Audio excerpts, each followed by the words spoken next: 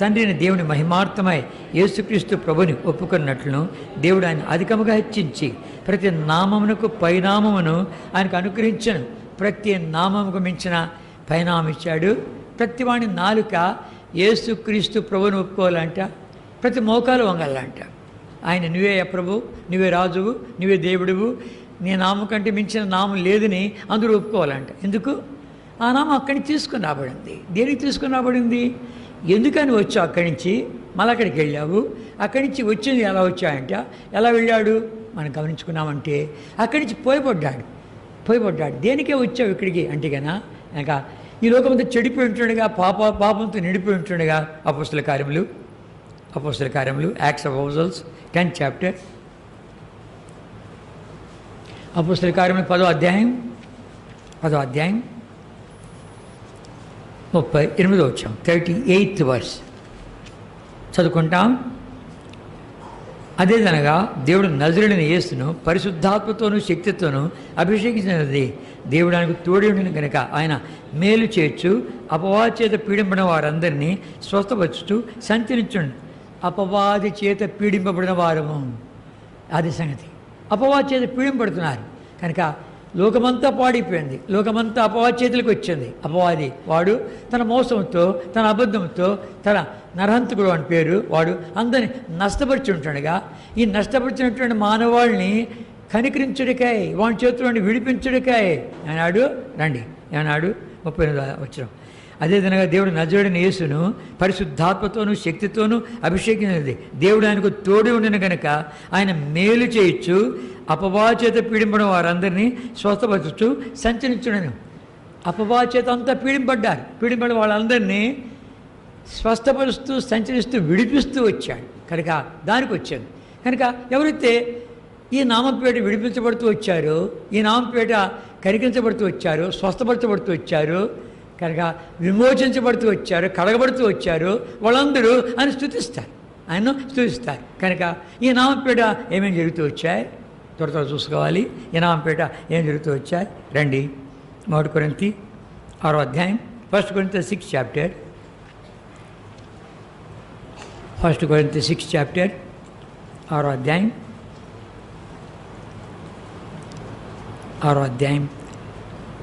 11వ వచనం చదువుకుంటాం. 11వ వచనము చదువుకుంటాం. 6వ అధ్యాయం 11వ వచనము. మీలో కొందరు అట్టివారే ఉంటారు కానీ ప్రభువైన యేసుక్రీస్తు నామమును మన దేవుని ఆత్మయందును మీరు కడుగబడి పరిశుద్ధపడిన వారే నీతిమంతులుగా తీర్చబడుతుంది.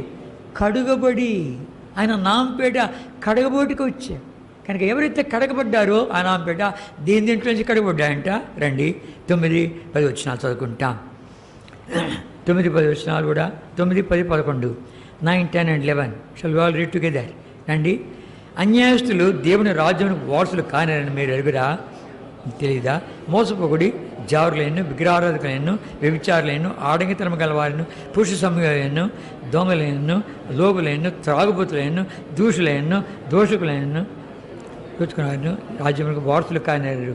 మీలో కొందరు అట్టివారే ఉంటుంది కానీ ప్రభువైన యేసుక్రీస్తు నామములను మన దేవుని ఆత్మయందును మీరు కడుగబడి పరిశుద్ధపరచబడేవారి నీతిమంతులుగా తీర్చబడి. ఇలాంటి వాతావరణం మంది. అలాంటి వాతావరణంలో ఉన్నటువంటి మనందరినీ ఆ నామంపేట కడిగానికి వచ్చాడు కనుక ప్రభా మేము దొంగలుగా ఉంటిమి, దోచుకునే వాళ్ళగా ఉంటిమి, కనుక నరహంతకులుగా ఉంటిమి, వ్యభిచారులుగా ఉంటిమి, త్రాగుబోతులుగా ఉంటిమి, మమ్మల్ని అందరినీ కడిగేదానికి ఆ నామం వచ్చిందయ్యా. అబ్బాబాబా నేను ఏమని స్థుతించగలము, నేను ఏమని కీర్తించగలము? ఆ నామంపేట మాకు కడుగుదల ఇచ్చావు, ఆ నామంపేట స్వస్థత ఇచ్చావు. రండి, ఆ నామంపేట స్వస్థత ఇచ్చావు. అపోస్తల కార్యములు acts of apostles 3rd chapter 3వ అధ్యాయం 6-7 వచనాలు చదువుకుంటాం. పుట్టింది మొదలుకొని కుంటివాడుగా ఉన్నటువంటి వాడిని తీసుకొచ్చి అక్కడ కూర్చోబెట్టారు భిక్షాటన చేశానికి. అది తీసుకొచ్చి ఉంటే అక్కడ పౌలు శీల ఇద్దరు కూడా వెళుతున్నారు. పేతురు వెళుతున్నారు, ప్రార్థనకని వెళుతున్నారు. ప్రార్థనకని వెళుతూ ఉంటే ఏం జరుగుతుంది? అక్కడ పేతురు యోహాన్లు ఇద్దరు వెళుతుంటే అక్కడ వాడు చూసి ఏమన్నారు, మాది వాళ్ళకి డబ్బు దొరుకుతుందేమో ఎదురు చూస్తుంటే 3వ అధ్యాయం అపొస్తలుల కార్యములు 3వ అధ్యాయం 6-7 వచనాలు చదువుకుంటాం. అంతటి పేతురు, వెండి బంగారం నా దగ్గర లేవు, కానీ నాకు కలిగినది నీకు ఇచ్చున్నాను, నజరుడైన యేసుక్రీస్తు నామమున నడుమని చెప్పి వాని కుడి చేయి పట్టుకొని లేవనెత్తను. వెంటనే వాని పాదములు చీలమండలు బలం పొందును. వాడు దిగ్గును నిలిచి నడుచొచ్చు, గంతులు వేయచ్చు, దేవుని స్తుతించు, వాడితో కూడా దేవాలయంలోకి వెళ్ళాను. ఇదికి ఎంతమంది స్వస్థపరచబడి దేవాలయంలోకి వచ్చారు. అయ్యా, ఆ యేసుప్రభు మన స్వస్థ వచ్చింది, ఆ నామం పేటే మాకు స్వస్థత కలిగింది అని చెప్పి ఎంతమంది అంటున్నా. కనుక ఈ నామం పేట మీరు ప్రకటించకూడదు అని చెప్పింది శాస్త్రులు, పరిచయులు, ప్రధాన యాజకులు అంతా అంటుంటే వాళ్ళు అంటున్నారు, ఏ నామం పేట కూడా స్వస్థపరచబడ్డాడు తెలుసునా? ఏ నామం పేట? మీరు సులివేసినట్టునైనా నజరుడైన యేసుక్రీస్తు నామమున వీళ్ళు లేచున్నాడు. రండి, అదే అధ్యాయం 4వ అధ్యాయం 4th చాప్టర్ 7వ వచనం నుండి 10వ వచనం వరకు నేను చదువుతా వినండి. 7 నుంచి 10 వరకు. వారు పేతురును యోహాను మధ్య నిలబెట్టి, మీరు ఏ బలము చేత ఏ నామను బట్టి దీన్ని చేసేతరని అడుగుగా, పేతురు పరిశుద్ధాత్మతో నిండిన వాడే ఇట్లా ఆయన, ప్రజల అధికారులారా, పెద్దలారా, ఆ దుర్బలునికి చేయబడిన ఉపకారమును గురించి వాడు దేని వలన స్వస్థత పొందినని నేడు మమ్మను విమర్శించున్నారు గనక మీరందరూ, ఇశ్రాయేలు ప్రజలందరూ తెలుసుకునవలసింది ఏమనగా, మీరు సిలువ వేసినట్టు, మృతుల్లో నుండి దేవుడు లేపినట్టు, నజరుడైన యేసుక్రీస్తు నామన్నే వీడు స్వస్థత పొంది మీట నిలిచి ఉన్నాడు నడిచేసేటుంది. మీరు సిలువ వేసినట్టు, మీరు తృణీకరించారే ఆ నజరుడైన యేసు అని చెప్పి, నజరుడు మంచిది ఏమైనా వస్తుందా అన్నారే. ఆ తృణీకరించబడినటువంటి ఆ నామం పేట ఈ దుర్వునికి స్వస్థత కలిగింది. కనుక వాడికి ఇంకా రెచ్చగొట్టబడేట్టు వస్తుంది. ఆ నామము ఈ రీతిగా స్వస్థపరచడానికి వచ్చింది నామం. ఎంతోమంది స్వస్థపరచలేదా? ప్రభా, నన్ను కూడా ఈ నామం స్వస్థపరిచింది చెప్పగలం. కనుక ఈ నామం స్వస్థపరిచే నామము కనుక నేను ఎన్నోసార్లు అనుభవించాను, మనం కూడా ఎన్నోసార్లు అనుభవించాం. ఆ నామంపేట స్వస్థత మనకు కలిగింది. కనుక ఆ నామము స్వస్థపరిచే నామము. నేను గుంటకల్ ప్రాంతాల్లో ఉన్నాను. ఆ ప్రాంతంలో ఉంటే 1973 ఆ ప్రాంతంలో ఉంటే సైకిల్ కూడా నాకు లేదు అప్పుడు. 1973 సైకిల్ కూడా లేదు అప్పుడు. ఇంకా నడిచెడుతుంటే ఒకతను పిలిచి, అయ్యా నువ్వు ఒక సేవకుడుగా ఉన్నట్లుంది, ఈ ప్రాంతంలో ఒక అనేకులను స్వస్థపరిచాడు, ఇప్పుడు వానికి జబ్బు వచ్చింది కనుక అందరూ ఆయన చుట్టూ మోగి, అయ్యా పో, ఏం పర్వాలేదు, నీకు పారలేదనేది అని అనుకుంటున్నారు అందరూ. నువ్వు పోయేమనుకో, మేము డాక్టర్కి పోయిరా పో అంటుంటే, నాకు ఇంతమంది ఇన్ని రోగాలు స్వస్థపరచబడ్డాయి, అలాంటిది ఇప్పుడు నేనే పోతే ఇంకేమన్నా ఉందా? పెద్ద జబ్బులన్నీ స్వస్థపరిచాను అలాంటిది అని చెప్పి తనకే జబ్బు వచ్చింది. అప్పుడు ఇంకా అయ్యా ఇక్కడ ఒక ఆయన ఇది అనేక స్వస్థపరిచాడు, ఇప్పుడు ఆయనకే జబ్బు వచ్చింది కనుక నువ్వు పోయి ప్రార్థన చేయరాదా అన్నాడు. చూస్తాం పదా అని వెళ్ళగానే ఆయన లేచి నిలబడ్డాడు. ప్రేజలాడు బ్రదర్ అన్నాడు. ప్రేజలాడు బ్రదర్ అంటే నేను ప్రేజలాడు అన్నాను. నేను 3 రోజులు ఉపవాసం ఉంటున్నాను, ఎంతోమంది స్వస్థపరిచాను, నాకు కూడా జబ్బు వచ్చింది. ఈ సమస్య వస్తే అందరూ అంటున్నారు నీకు అది కుదరలేదమ్మో, డాక్టర్ దగ్గరికి పో అని అంటుంటే కనుక నేను ఎలా వెళ్ళేది, ఏ ముఖం పెట్టుకు వెళ్ళేది, ఎంతమంది పెద్ద జబ్బులను కూడా స్వస్థపరిచానే అని అనుకుంటూ దిగులను కూర్చొని ఉపవాసం ప్రార్థన చేస్తుంటే ఒక దైవజనుడు వస్తాడు, నీ మీ చేతుల నుంచి ప్రార్థన చేస్తాడు, నువ్వు స్వస్థపరచబడతావు అని వెళ్ళి నేను రాగానే అదే జ్ఞాపకం వచ్చి లేచి, అయ్యా నువ్వు ఆ దైవజనుడు కనుక ఏం చేస్తావంటే నూనె రాసి నా ప్రార్థన చేయన్నాడు. నూనె రాసి ప్రార్థన చేశాను, యేసు నామం పేట ప్రార్థిస్తున్నాను తండ్రి అన్నాను, అద్భుతంగా స్వస్థపరచబడ్డాడు. అంటే నేను చెప్పేది ఏంటి, రోగాలు స్వస్థపరిచేవానికి రోగాన్ని స్వస్థపరిచా అని చెప్పి కాలేకి పెట్టుకునేది కాదు. అర్థం కాదు. నేను ఎట్లాంటి వాడిని తెలుసునా, రోగాలను స్వస్థపరిచేవాడిని స్వస్థపరిచాను నేను అని కాదు. కనుక ఏంటి, అతను తీసుకొచ్చాను, ఇది వద్దు పక్కన పెట్టు, స్వస్థపరుస్తాడు, అందరినీ స్వస్థపరుస్తాడు, ఆయన ఏం చేయగలుగుతాడు, రా భక్సింగ్ గారితో నేను పరిచయం చేస్తాను అని చెప్పి తీసుకొచ్చి నా దగ్గర పెట్టుకొని కొంతకాలం పెట్టుకొని భక్సింగ్ గారికి పరిచయం చేసేలోగానే పారిపోయాడు. ఎందుకు అదే బాగుంది, ఆ స్వస్థపరిచేదే బాగుంది. ఎందుకంటే కన్నా కోళ్ళు, నక్కలు, కుక్కలు అన్నీ వస్తాయిగా, చింతపండు, బియ్యము అన్నీ వస్తాయిగా, ఘనత వస్తుందిగా, పేరు ప్రఖ్యాతులు వస్తాయిగా. కనుక ఆయన నామపేట ఏమో జరుగుతాయి, అది కాదు కావాల్సింది. ఆ నామపేట మనం కూడా ఎంతమంది స్వస్థపరచబడలే. నా వ్యక్తిగత దృష్టిలో ఎన్నో స్వస్థపరచబడ్డాను. కనుక మనము ఆ స్వస్థపరచబడినటువంటి ఆ నామంలో శక్తి ఉంది, ఆ నామము చేస్తుంది. కనుక మనమేమో ఘనత పొందేది కాదు, అయ్యా నీ నామపేట జరిగింది. కనుక దైవజనుడు భగత్ సింగ్ గారు ఎంతమంది స్వస్థపరచలేదు. కనుక అనేకులు స్వస్థపరిచాడు. నేను కళ్ళారి ఎన్నెన్నో చూశాను కదా. కనుక ఆయన ఘనత పొందలేదే. కనుక నేను స్వస్థపరుస్తాను రాండి అని చెప్పిందే. ఇంకా దండోరు వేసుకున్నాడా, చాటింగ్ వేసుకున్నాడా, స్వస్థపరిచే కోటాలు పెట్టాడా? లేదు కదా. కనుక ఆ నామంలో శక్తి ఉంది. కనుక ఎంతగా ఆయనకు మహిమపరుస్తూ వస్తామో, ఎంతగా ఆయన కనబరుస్తూ వస్తామో అంతగా జరుగుతుంది. కానీ గమనించామంటే ఒకతనికి ఇక నోరు పడిపోతే ఇక అతనికి కలబడిందంట. రైల్వే హాస్పిటల్లో పడ్డాడు. కలబడి వచ్చిన పిల్లవాడు వచ్చి, హైదరాబాద్లో భగత్ సింగ్ గారు ఉన్నారు, ఆయనకి వెళితే నీకు ఆయన ప్రార్థన చేస్తాడు, స్వస్థ వస్తుందంటే మాట్లాడాడు కాబట్టి రాసి చూపిస్తే ఒక నర్సుకి ఇస్తే ఆ నర్సు విశ్వాసి, అమ్మమ్మ నాకు తెలుసు ఆయన దైవజనుడు భగత్ సింగ్ గారు ఒక చీటి రాసి పంపిస్తాను అని చెప్పి పంపించింది. ఒక వ్యక్తినిచ్చి పంపించింది. తెల్లవారుజామున వాళ్ళు దిగినారు. మేము కుటుంబ ప్రార్థనలో ఉన్నాం. కనుక భగత్ సింగ్ గారు ప్రార్థనలోనే దిగిచ్చాడు. రాగానే ఏంటి సంగతి అని వెళ్ది, ఇది అన్నాడు. అని వెళ్ది నూనె రాశాడు, ప్రార్థన చేశాడు. నూనె రాసి ప్రార్థన చేసేమన్నాడు. ప్రార్థన చేస్తున్నామని ప్రార్థిస్తున్నాను తండ్రి అన్నాడు. ప్రైజ్ ది లార్డ్ అని చెప్పు, తెలుగులో దేవుని స్తోత్రం అని చెప్పు అన్నాడు. అని వెళ్ది కీసుకుంతో మాట్లాడు, గట్టిగా చెప్పు, దేవుని స్తోత్రం చెప్పు అని. దేవుని స్తోత్రం అనేసాడు. దేవుని స్తోత్రం అనేది అక్కడ కుటుంబ ప్రార్థన జరుగుతోంది, అడిపోయి కూర్చోపో అన్నాడు. అదే మనమైతే వీడియో తీసుకోనిరా, కెమెరా తీసుకోనిరా, ఇంకా మ్యాగజైన్లు ఎక్కించు. ఆయన నామ మహిమ కొరకు ఆయన చేస్తాడు. అర్థమైందా? ఆయన నామ మహిమ కొరకు ఆ స్వస్థపరిచే నామం అది. ఎన్నో రీతిలో స్వస్థపరచబడ్డాం మనము. దైవజనులు ప్రార్థన చేస్తూ రాగా, మనం కూడా ప్రార్థన చేస్తూ రాగా స్వస్థపరచబడుతూ వచ్చాం. ప్రార్థన జాబ్ ఇచ్చే దేవుడు. కనుక ఎక్కడ నా నామపేట 2 చేరుకుందరు, అక్కడ నేను ఉన్నాను, ప్రార్థన జాబ్ ఇచ్చాడు. రండి. మత్తయి సువార్త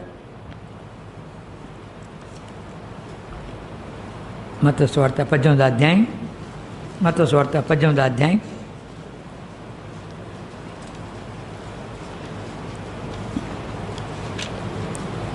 18వ అధ్యాయం 20 చదువుకుంటాం.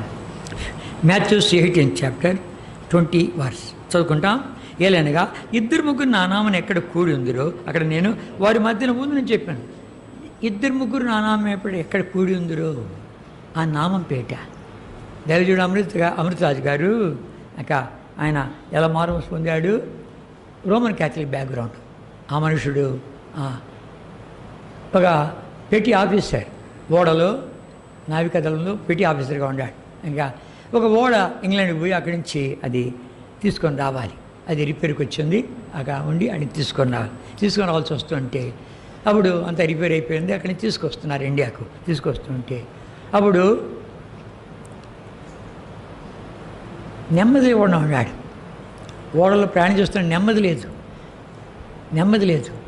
లూడ్స్ అనే స్థలం దగ్గర ఆడ ఆగుతుంటే అక్కడికి వెళ్ళి రోమన్ క్యాథలిక్ సెంటర్ ఒకటి ఉంది, ఆడికి వెళ్ళి ఆడ పోయి తీసుకొని రావాలా, ఆ నీళ్లు, ఆ ప్రార్థన, ఆ బూడిద అవన్నీ తీసుకొని రావాలా అని చెప్పి ప్రయాసపడుతుంటే క్యాప్టెన్ అన్నాడు, మనకుండేది ఇంతే టైము, ఈ టైంలో రాగలిగితే పోలేకపోతే లేదన్నాడు. రిస్క్ తీసుకొని కష్టం మీద వెళ్ళి వచ్చాడు. తీసుకొచ్చిన కూడా నెమ్మది లేదు. ఓడమలా అందుకున్నాడు, వెళ్ళాడు.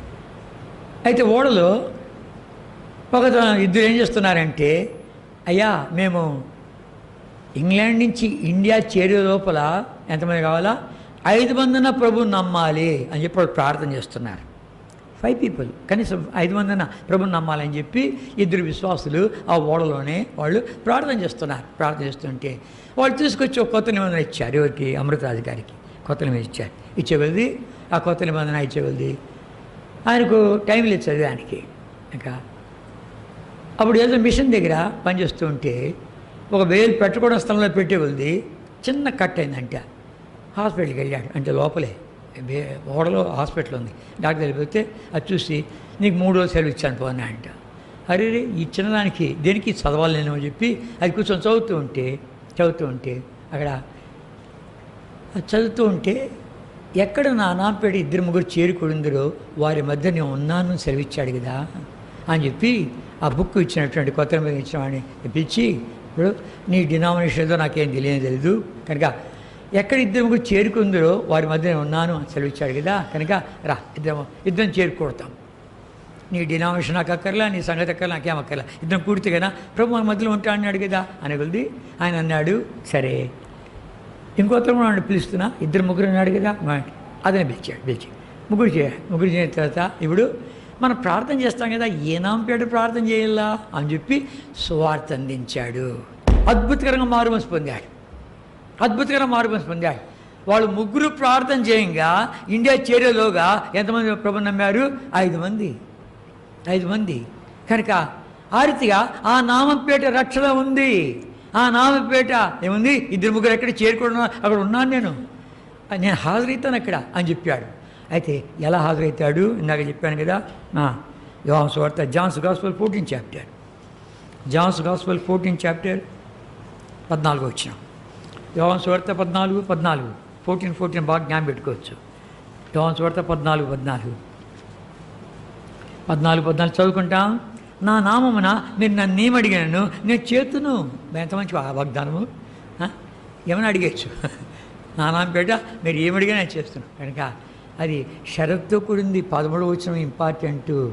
So we all read together 13th verse. 13వ వచనం చదువుకుంటామా? 13వ వచనము, మీరు నా నామమున దేన్ని అడుగుదురు తండ్రి కుమారుని యందు మహిమపరచబడుకాయ నా చేతును. తండ్రి కుమారుని యందు మహిమపరచబడుకాయ. కనుక తండ్రి కుమారుడు ద్వారా మహిమపడతాను. ఏ మోతాదులో నాకు మహిమ వస్తుందని చెప్పు, దాన్ని బట్టి నేను శాంక్షన్ చేస్తాను. ఎందుకంటే దైవజనునికి అన్ని అద్భుతాలు, అన్ని ఆశ్చర్యకార్యాలు చేపడ్డాడు అని మహిమిస్తున్నాడు. తనకన్నా తెచ్చుకోవడంలే. కనుక ఇవన్నీ మనం చూస్తూ వచ్చామంటే ఇంకా దయ్యాలు కూడా ఆ నామపేట వెళ్తున్నాయి. త్వరగా వెళ్ళాలి. దయ్యాలు కూడా ఆ నామపేట వెళ్తూ ఉంటున్నాయి. మన లోపల 13 దయ్యాలు ఉన్నాయి. 1 కాదు 2 కాదు. ఎన్ని దయ్యాలు ఉన్నాయి? 13 దయ్యాలు ఉన్నాయి. మనం కనుక గమనించండి, మార్క్స్ సువార్త 7వ అధ్యాయం చూసామంటే లోపలికి పోయేటివి మనల్ని అపచపస్తా, కానీ హృదయం నుండి బయటకు వచ్చేటివి అప్పుడే వస్తాయి. 13 సంగతులు ఉన్నాయి. హృదయం నుండి వచ్చినది దురాలోచనలు, జాగ్రత్తము, దొంగతనము, ఇక నరహత్యలు, కామాతృత, 13 సంగతులు ఉన్నాయి. ఈ 13 పిల్ల దయ్యాలు ఉన్నాయి. ఇవన్నీ కూడాను ఆ వేళలో బయటకు వస్తూ ఉంటాయి. ఈ దయ్యాలన్నీ వెళ్ళిపోవాలంటే ఇక ప్రసాద పుస్తకం రాశాడు కదా, ఆ ప్రసాద పుస్తకంలో అన్నీ ఆ లక్షణాన్ని రాసి ఒక లక్షణం దగ్గర ఒక జంతువు వేసి ఒక దయ్యం పెట్టాడు. కనుక ఈ 13 దయ్యాలు వెళ్ళిపోతాయి. కనుక ఈ దయ్యాలు ఆ నామంపేట వెళుతూ ఉంటున్నాయి. కనుక లేఖనాలు చూపించుకొని తోతలు వెళ్తున్నాను. కనుక దయ్యాలు వెళ్ళగొట్టాడు. ఆ దయ్యాలు కూడాను వణుకుతూ ఉంటున్నాయి. గమనించామంటే స్కేవా అనే ఒక అతను ఏం చేశాడంటే కన్నా యేసునామమును ఉచ్చరిస్తే కన్నా దయ్యాలు పోతున్నాయని చెప్పి వాడు ప్రశ్నించగలిది. ఆ దయ్యాలు ఉంటున్నాయి. మేము యేసుని ఎరుగుదము, పౌల్ని ఎరుగుదము, మీరెవరురా అని చెప్పి ఎగిరి వాళ్ళ మీద పడగొలిది. 2 దొరికారు. 2 దిగంబరులపై పరిగెత్తారంటే. కనుక యేసుని ఎరుగుదును, పౌల్ని ఎరుగుదును, మనల్ని ఎరుగునా? కనుక ఆ దయ్యాలు మన లోపల ఉంటే కన్నా ఏముంటుంది సంగతి? ఒక దయ్యాలు పట్టినటువంటి వాడిని స్వస్థపరచడానికి 2 వెళ్ళారు. ఒక బోధకుడు, ఆ బోధకుడు కింద ట్రైనింగ్లో ఉండేవాడు వెళ్ళాడు. 2 వెళుతుంటే ఆ దయ్యం పిలుస్తుంది, రా 2 భార్య కలిగిన వాళ్ళు రా అన్నాడు. అనగానే ఉన్నాడే ట్రైనింగ్లో ఉండేటువంటి వాడు, అమ్మ నన్ను గురించి ఏం మాట్లాడుతున్నా పారిపోయాడు. తెలుసు దానికి తెలుసు, మన సంగతంతో తెలుసు. ఆ నామంపేట ఈ దయ్యాలన్నింటినీ పోగొట్టుడికాయ ఆ ప్రభువారు ఏం చేస్తున్నాడు? మన లోపల ఈ కార్యం చేయని కోరుతున్నాడు. ఈ దయ్యాలను పోయి ఆ నామంతో మనం నిండిపోలు కోరుతూ ఉంటున్నాడు. ఆ నామం నడిపించాలని కోరుతున్నాడు. గాఢాంధకారపు లోయలో సంచలనం నేను అపాయం భయపడను. కనుక నీతి మార్గమున ఆయన నన్ను నడిపించుతున్నాడు. ఆ నామంపేట నీతి మార్గం నడిపిస్తూ ఉంటున్నాడు. కనుక ఎందుకు ఆ నామం పాడు కాకుండా? కనుక ఇవన్నీ మనకు దయచేయ నిమిత్తమై మొట్టమొదటిగా మనకి ఏం కావాలంటే ఈ నామంపేట పాప క్షమాపణ. రండి, ఈ పాప క్షమాపణ లేకుండా ఇవన్నీ ఒట్టుడి కథలే. ఈ పాప క్షమాపణ లేదు. దానికి ప్రభు వచ్చింది. వచ్చింది దేనికి ప్రభు వచ్చింది? పాపాలు క్షమించడానికి వచ్చాడు. ఈ పాప క్షమాపణ లేకుండా ఇవి ఎన్ని జరిగినా కూడాను అంత ఒట్టిదే.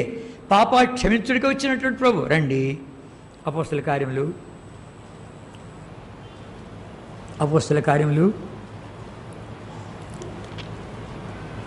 Acts of apostles 10th chapter 10వ అధ్యాయం 43వ వచనం 43rd verse చదువుకుంటాం. 43rd verse చదువుకుంటాం. ఆయనందు విశ్వాసం ఉంచువాడు ఎవడు వాడు ఆయన నామం మూలముగా పాప క్షమాపణ పొందనని ప్రవక్తలందరూ ఆయన గురించి సాక్షి. ఆయన నామం మూలంగా పాప క్షమాపణ, రక్షణ, దానికి ప్రభు వచ్చింది. ఈ స్వస్థపరిచేది ఇవన్నీ కాదు. కనుక ఈ స్వస్థపరిచేది, దయ్యాలు వెళ్ళగొట్టేది, కనుక ప్రార్థన జవాబు ఇచ్చేది ఇవన్నీ తర్వాత. కనుక ఏమంటాడు? మొట్టమొదటిగా పాప క్షమాపణ. ఈ పాప క్షమాపణ కొరకే ఆ ప్రభువారు ఎంత గొప్ప క్రయం చెల్లించాల్సి వచ్చింది. కాపోసన లూకా రాస్తాడు. లూకా సువార్త 24th చాప్టర్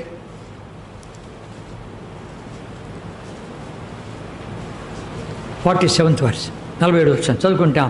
యెరూషలేము మొదలుకొని సమస్త జనముల్లో ఆయన పేరిట మారు మనసును పాప క్షమాపణ ప్రకటింపబడినయు వ్రాయబడుచుంది. యెరూషలేము మొదలుకొని సమస్త జనముల్లో అందరి కొరకై లోకరక్షకుడు, లోక పాపాలని క్షమించుడికాయ, లోకంలో మనుషులందరినీ క్షమించుడికాయ ఆయన వచ్చిన దానికే. ఒక్క జాతి కాదు, ఒక కులం కాదు, ఒక భాష కాదు, ఒక ప్రాంతం కాదు, అందరినీ. కనుకనే ఇప్పుడు యావత్ ప్రపంచంలో ఎన్ని సంఘాలు ఉన్నాయి, ఎంతమంది చేరుకుని ఆరాధిస్తూ ఉంటున్నారు, స్తుతిస్తూ ఉంటున్నారు. కనుక ఆ నామము అక్కడి నుంచి పోయబడింది.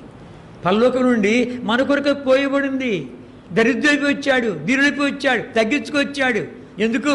మన స్వస్థపరచుడికై ఆయన దెబ్బలు తిన్నాడు. మన ప్రార్థన జాబ్ ఇచ్చిన నిమిత్తమాయ్ ఏమంటున్నాడు? తండ్రి మీరేమి చేస్తున్న వీరు క్షమించు అంటున్నాడు. దీనుడిపోయాడు, తగ్గించుకున్నాడు.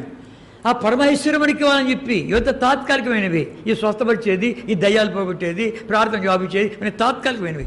శాశ్వత రాజ్యం తీసుకెళ్ళాలని, శాశ్వతంగా మనం అక్కడ ఉంచుకోవాలని చెప్పి అక్కడ ఇంకా రోగం లేదు, ఇంకా ఇండ్లు కట్టించుకునేది లేదు, ఇంకా పెళ్లి చేసుకునేది లేదు, పిల్లలకి అనేది లేదు, తర్వాత వాళ్ళకి ఉద్యోగాలు చూసేది లేదు, వాళ్ళు పెళ్లి చేసేది లేదు, కనుక బంగ్లాలు కట్టుకునేది లేదు, స్కూటర్లు తీసేసి కార్లు కొనుక్కునేది అవి లేవు, అవేమి లేవు. అక్కడ మనం వెళ్ళే ప్రదేశం వేరే, అక్కడికి తీసుకుని వెళ్ళాలని చెప్పి ఇవన్నీ తాత్కాలికంగా నేను చేసే కార్యాలు చూడు, నా పేరు ఏమేమి కలుగుతాయో చూడు. నేను పోయిపడ్డాను అక్కడి నుంచి. ఎందుకు పోయిపడ్డాను? ఈ స్వస్థత కలిగడం ద్వారా, ఈ యొక్క అద్భుతాలు చేయడం ద్వారా, ఇవన్నీ చూడటం ద్వారా ఎవరైనా మనం స్వస్థపరిచింది, ఎవరైనా మన దయ్యాలు వెళ్ళగొచ్చింది, ఆయన ప్రార్థన జాబ్ ఇచ్చింది, ఎవరో మనం క్షమించింది అని ఎరుగుతూ వస్తే అక్కడి నుంచి పోయిపడ్డాడు, దరిద్రుడైపోయాడు, దీనుడైపోయాడు. రండి ఫిలిప్పీయులకు రాసిన పత్రిక 2వ అధ్యాయం 2nd చాప్టర్. ఫిలిప్పీయులకు రాసిన పత్రిక 2వ అధ్యాయం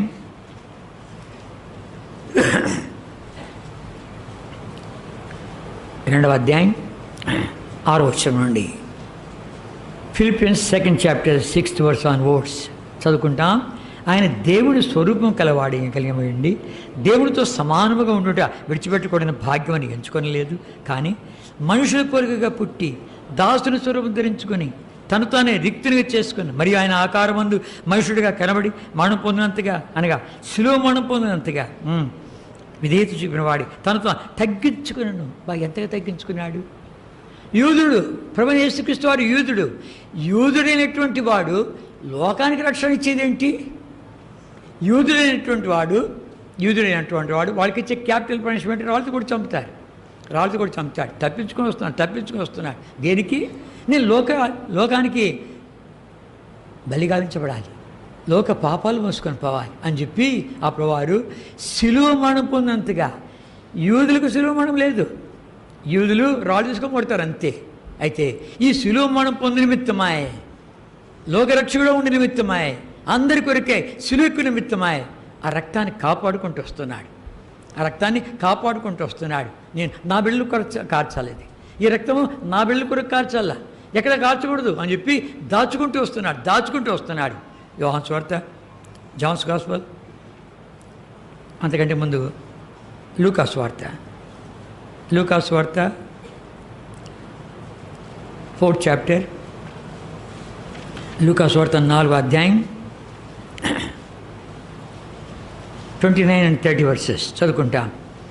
ఆగ్రహంతో నిండుకొని లేచి ఆయన పట్టణం నుండి వెళ్ళగొట్టి ఆయన తలకిందులుగా పడదు వెళ్ళని తమ పట్టణం కట్టబడిన కొండపేట వరకు ఆయన తీసుకుని పోయాడు. అయితే ఆయన వారి మధ్య నుండి దాటి తన మార్గం వెళ్ళిపోయాను. వాళ్ళకు దొరకలేదు. ఇంకా చూస్తామా రండి. Johne's gospel 7th chapter, Johne's gospel 7th chapter 43-44 versus. 7వ అధ్యాయం యోహాను సువార్త 43-44 చదువుకుంటాం. కాబట్టి ఆయన గూర్చి జనసమూహంలో భేదం పుట్టెను. వారిలో కొందరు ఆయన పట్టుకున్నదాలు చేరి, కానీ ఎవడును ఆయన పట్టుకునలేదు. పట్టుకోలేదు, కనబడితే కదా దాడి విప్పాడు. తర్వాత 10వ అధ్యాయం 10th chapter, Johne's gospel 10th chapter. నేను తండ్రి ఏకమై ఉంటున్నాం, నేను చేసే కార్యాలను కూడా తండ్రి నాలోని చేస్తున్నాడు అని చెప్తూ ఉంటే ఏమన్నారు, మళ్ళీ ఆయన పట్టుకొని కోరినారు. 39 వచ్చాం, 38-39, 38-39 వర్సెస్ చదువుకుంటాం. ఇంకా చేసినలా నీవు తండ్రి నా ఎందును నేను తండ్రి ఎందులో ఉన్నామని మీరు గ్రహించి తెలుసుకున్నట్లు ఆ క్రియలను నమ్ముడని వారితో చెప్పాను. వారు మరలా ఆయన పట్టుకున్న చూచారు, కానీ ఆయన వారి చేతిలో నుండి తప్పించుకుని పోయాను. ఎందుకు తప్పించుకున్నాడు? అరే నేను సులువుకి ఎక్కల్లా, సులువు మనం అనుభవించల్లా, రాళ్ళు తీసుకొని కొట్టబడి చంపేది కాదు. కనుక యూదుడిగా ఏం చేయాలంట, యూదుడిగా రాళ్ళు తీసుకొని కొడతారు. అయితే అలా కాదు, లోక పాపాలు మోసుకొని పోవాలా, లోకరక్షణగా ఉండాలా, యావత్ మానవాళికి రక్షణ ఇవ్వాలా.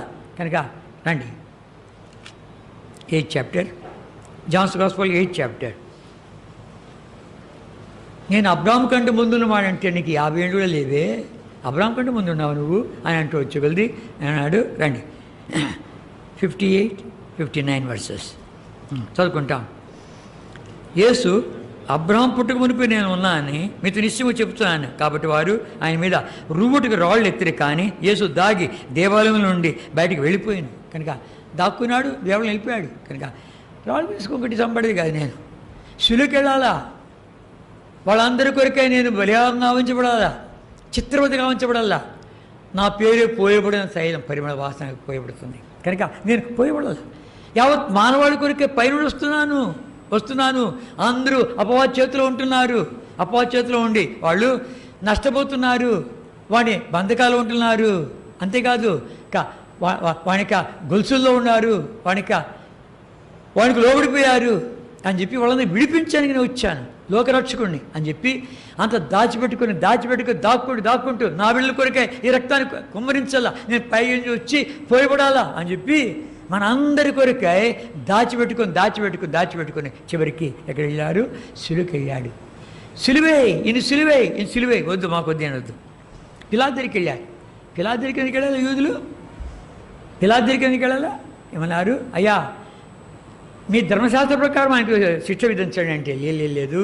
కనుక మా ధర్మశాస్త్ర ప్రకారంగా మేము శిక్ష విధించడానికి లేదు, మానశిక్ష విధించడానికి మాకు ఎవరికి అర్హత లేదు, కనుక అందుకే నీ దగ్గరికి వచ్చామని కొద్ది అని సిలువే వాళ్ళ సంతోష పెట్టాలనే ఉద్దేశంతో సిలువ ఒప్పుకున్నాడు, సిలువేశాడు. కానీ గమనించామంటే లోక పాపాలు మోసుకునే బయటకాయ యూదుడైనటువంటి వాడు లోక పాపాలు మోసుకునే బయటకాయ సిలుకెక్కు నిమిత్తమాయ్, ఆక రక్తం బట్టి వరకు మనకు కాల్చడం నిమిత్తమాయ్, పైన పోయబడి నిమిత్తమాయ్, మన శిక్ష అంతా భరించడం నిమిత్తమాయ్, కోడాతో కొట్టబడానికి, ముండగిడం పెట్టబడానికి, తర్వాత మేకులతో బిగించబడడానికి, చిత్రవద గావించబడడానికి, దేనికి ఇదంతా అంటే కదా నేను మీ అందరి కొరకు బలి గావించబడి సమాధి అయిపోయి 3 రోజులు తిరిగి లేచి పరమనికి వెళ్ళాలి. పరమనికి వెళ్ళి అత్యున్నతమైన సింహాసనం అలంకరించాలి.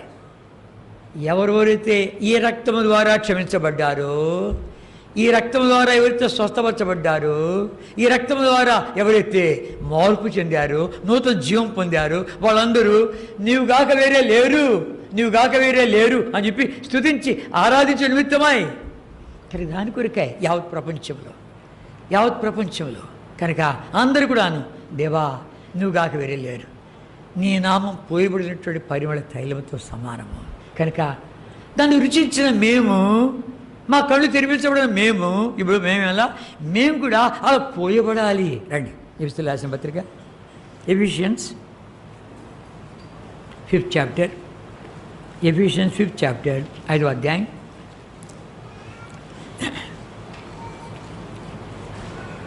మొదటి 2 వచనాలు 1 and 2 verses చదువుకుంటాం. 5th chapter.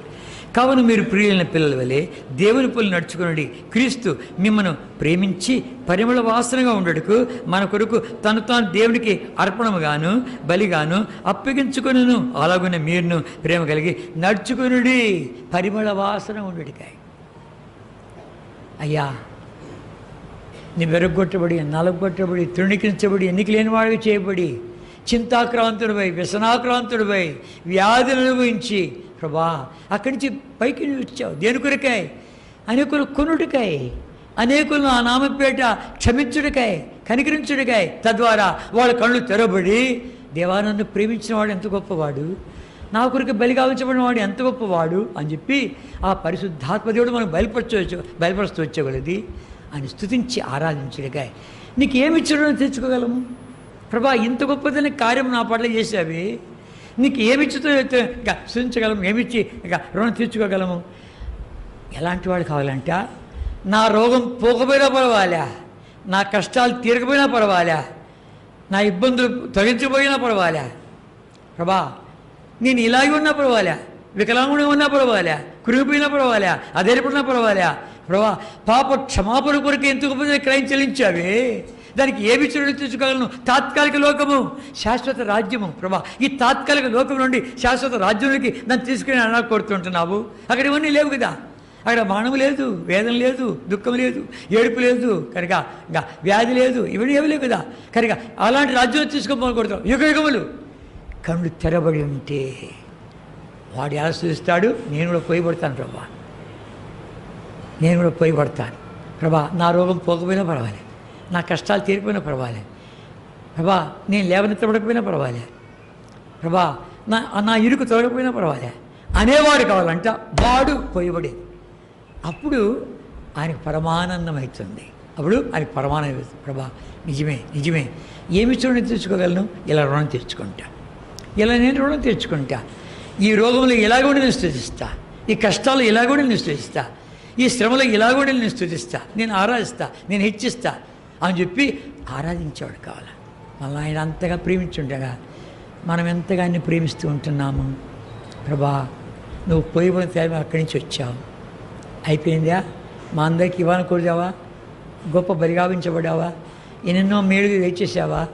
మళ్ళీ అక్కడికి వెళ్ళావు కదా, అక్కడ దూతగణం కొనియాడుతోంది, 24 పెద్దలు నేను కొనియాడుతున్నారు, స్తుతిస్తున్నారు, కీర్తిస్తున్నారు. కోటాను కోట్ల దూతలు పరిశుద్ధులు నేను ఆరాధిస్తూ ఉంటుండగా, 4 జీవులు వీళ్ళంతా కూడా నేను ఆరాధిస్తూ ఉంటుండగా వాళ్ళు నేను కూడా చేరి నేను స్తుతిస్తున్నాను.